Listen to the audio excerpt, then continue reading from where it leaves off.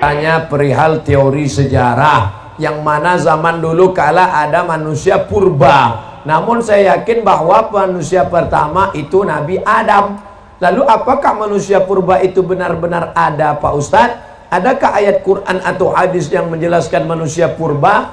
Nabi Adam panjangnya situna zira'an, 60 hasta. Saya berapa hasta? Satu hasta nih, dari ujung nih ke sini. Satu hasta, 2 hasta, 3 hasta, 4 hasta. Karena kita udah lama kenal, tambah sedikit, 5 hasta. Nabi Adam 60 hasta. Kalau begitu Nabi Adam panjang sekali. Lalu kemudian berkurang. Saya ini last edition, yang paling kecil. Sedangkan manusia purba itu jutaan tahun yang lalu, dari fosil-fosil yang ditemukan dalam tanah. Sedangkan dari Nabi Adam ke Nabi Muhammad SAW tidak sampai jutaan tahun. Maka kita sebagai orang yang beriman meyakini manusia pertama adalah Adam alaihissalam. Kita bukan evolusi dari makhluk purba, monyet berubah jadi orang. Bukan. Kita bukan monyet. Ada yang mau ngaku dia monyet? Enggak ada. Itu teori dari Darwin punya. Kata Darwin, namanya Charles Darwin, dunia ini isinya air semua, nggak ada tanahnya, air. Lalu air ini disinari cahaya matahari menguap, lalu muncullah tanah. Lalu ikan yang dalam air berevolusi naik ke darat, manjat pokok kayu, berbulu jadi monyet. Monyet tadi berevolusi jadi orang. Ini teori masih diragukan. Kenapa? Karena kalau monyet itu berevolusi, kenapa setelah jadi kita kok nggak berubah lagi? Abdul Somad, kenapa Abdul Somad tidak berevolusi jadi makhluk baru? Apa kayak namanya gitu? Nggak ada. Ini menunjukkan bahwa manusia bukan evolusi dari monyet, tapi manusia memang makhluk yang berdiri sendiri, diciptakan Allah di surga, lalu dikirim ke dunia. Yang jelas makhluk Allah dua. Wa ma khalaqatul jinna wal insa, jin dan manusia. Maka kita meyakini itu sesuai yang tersebut dalam Quran dan hadis Nabi Muhammad sallallahu alaihi wasallam. Semoga Ustaz selalu dalam lindungan Allah, amin. Bagaimana cara agar usaha kita diberi kelancaran tanpa kita harus cari? Oh, nggak bisa. Oh, masih ada sambungannya. Tanpa harus kita cari pelaris, dan selalu diridhoi Allah. Pertama kali masuk warung ketika pagi, yang punya warung jualan, toko, ruko, dagangan di pasar, pertama kali masuk pagi baca Fatihah 1 kali, Qul huwallah 3 kali, Qul a'udzubil falaq sekali, Qul a'udzubin nas sekali, ayat kursi sekali. Saya ulang lagi. Fatihah 1 kali, Qul huwallah 3 kali, Qul a'udzubil falaq sekali, Qul a'udzubin nas sekali, ayat kursi 1 kali. Waktu masuk pertama kali barang dagangan. Masuk bismillahirrahmanirrahim, Fatihah sampai habis. Bukan masuk Fatihah sekali, wallah 3 kali. Bukan itu maksudnya. Karena ada orang ketika mabuk, ini mabuk nih, dia pakai narkoba, mabuk, datang temannya, istighfar.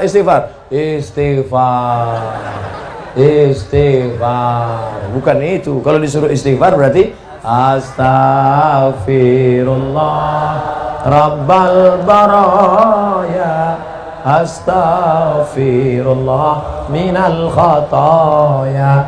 Nah, itu baca yang 5 tadi. Itu Ustadz dapatnya dari mana? Kebetulan saya diminta oleh alumni dari para habaib waktu Habib Umar bin Hafiz datang tahun lalu di Hotel Crown. Saya pembawa acara Habib Jin dan penerjemah Habib Umar bin Hafiz yang beri materi di hadapan pengusaha-pengusaha. Ada pengusaha yang nanya, Habib, kami ini bisnismen, gimana supaya lancar? Nah, itulah disampaikan Habib Umar bin Hafiz lengkap dengan ijazah. Pertama kali masuk baca Fatihah, Qul huwallahu 3 kali, Falaq sekali, Winas sekali, ayat kursi 1 kali. Ijazah dari beliau. Jangan lagi pakai mantra-mantra, masuk ke dalam mantra. Hai, hantu segala hantu, setan segala setan. Datanglah, datang. Orang yang menjual jiwanya kepada iblis sudah terjadi. Coba cari di internet artis-artis yang menjual jiwanya kepada setan. Pernah lihat? Banyak di antaranya yang menjual jiwanya kepada setan. David Copperfield menjual jiwanya. Ada MOU-nya, Memorandum of Understanding Between Me and Satan. Jangan minta kepada setan. Kita ini hamba Allah, bukan hamba setan. Jangan minta kepada dukun, jangan minta kepada, tapi mintalah doa kepada para habaib, kepada para tuan guru dan kepada para ulama. Mudah-mudahan kita mendapatkan keberkahan hidup dunia dan di akhirat. Assalamualaikum Pak Ustadz. Waalaikumsalam. Bagaimana membimbing hati agar sabar dan taat dalam menanti seorang anak? Ustadz Somad, saya sudah nikah sebelum tahun 10 tahun belum punya anak. Berapa lama? 10 tahun. Nabi Ibrahim baru punya anak Ismail, umurnya 86 tahun. Kamu baru 10 tahun. Tunggu 76 tahun lagi. Doanya Rabbi habli minas salihin. Nabi Ibrahim berdoa 86 tahun baru dikabulkan Allah. Nabi Musa tersesat di lembah Tih, berdoa 40 tahun baru keluar. Nabi Muhammad minta pindah arah kiblat dari Baitul Maqdis ke Baitullah sampai wajahnya menengadah ke atas, 17 bulan baru pindah. Ini doa pagi minta kabul sore.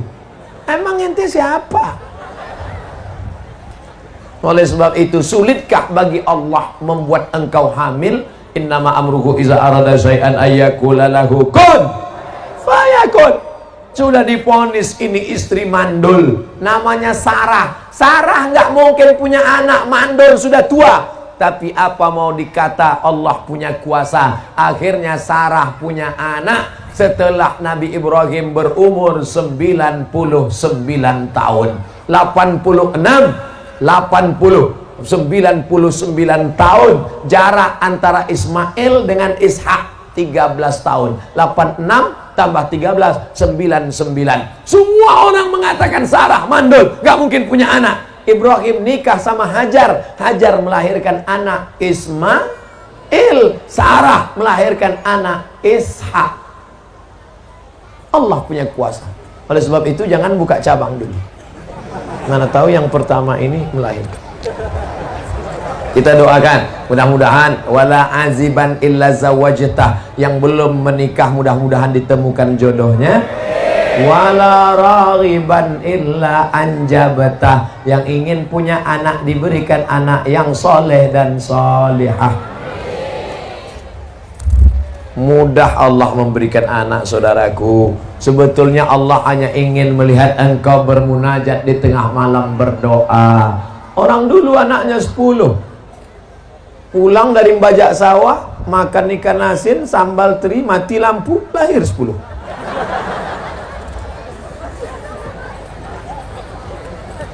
Ustadz, apakah ketika orang tua sudah meninggal dunia, masihkah bisa memberikan doa-doa untuk anaknya, Pak Ustadz? Orang tua sudah meninggal dunia, apakah dia masih bisa berdoa kepada Allah untuk orang yang masih hidup? Iza matal insan, kalau manusia mati, inqoto'a, putus amalnya. Maka menurut ulama yang putus amalnya itu adalah amal taklifi. Itu maknanya. Yang putus itu amal taklifi. Orang meninggal tidak wajib sholat, orang meninggal tidak wajib puasa, orang meninggal tidak wajib umroh kalau mampu, orang meninggal tidak wajib bayar zakat. Tapi bahwa setelah meninggal dia beramal, maka dia tetap beramal. Mana contohnya? Nabi ketika Isra Mi'raj, Nabi melihat ada Nabi yang sholat di kuburnya. Nabi melihat ada Nabi yang berzikir di kuburnya. Itu menunjukkan bahwa orang meninggal juga masih tetap beramal. Tapi katanya amalnya putus. Yang putus itu amal taklifi. Makanya wali-wali Allah masih bisa memberikan doa, Makanya ada orang yang bertawassul kepada Allah berkat Syekh Abdul Qadir Al-Jilani, berkat Syekh Abdullah Syattari, berkat Syekh Abdul Hasan As-Sazili, berkat para ulama wali-wali Allah. Artinya apa? Mereka masih bisa beramal. Yang dimaksud amal putus adalah amal taklifi, sholat, puasa, zakat, haji, umroh, amal yang wajib. Makanya kalau ada tetangga, kawan, sahabat yang nggak mau sholat, nggak mau puasa, suruh dia mati. Dari pesantren Anwarul Hidayah, Pak Ustadz Somad, Anwar, kalau satu nur, satu nur cahaya, cuman satu cahaya nur, tapi tadi cahaya Anwar. Nama suaminya siapa? Anwar, bercahaya. Mana orangnya? Hitam. Mohon maaf Pak Anwarnya. Anwar, hidayah, jalan, nur, cahaya. Semakin banyak pesantren-pesantren, maka semakin banyak cahaya-cahaya hidayah yang akan menerangi provinsi Banten, insya Allah. Banten ini negerinya para ulama yang menulis tafsir Marah Labid fi Kasfi Ma'anil Qur'anil Majid.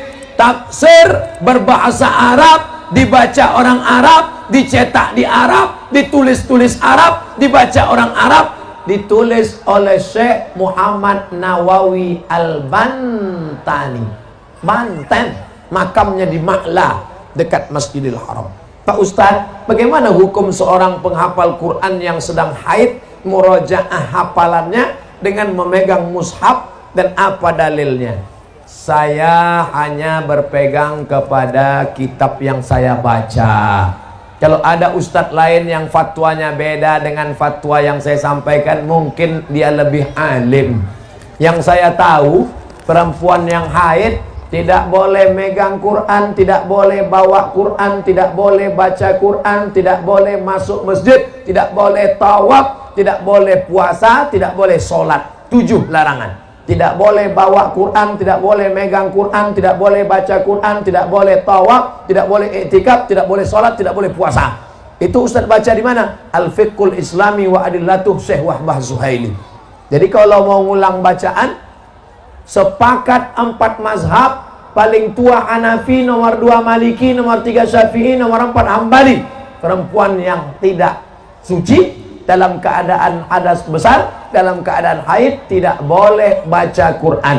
Ada pengecualian? Ada 2. Yang pertama, menurut mazhab Maliki, perempuan yang hafal Quran boleh ngulangi hafalan murojaah, karena yang hafal Quran mesti ngulang 1 hari 2 juz. Selama haid 7 hari nggak ngulang, hilang 14 juz. Maka cara ngulangnya an zahri qalbin, dalam hati.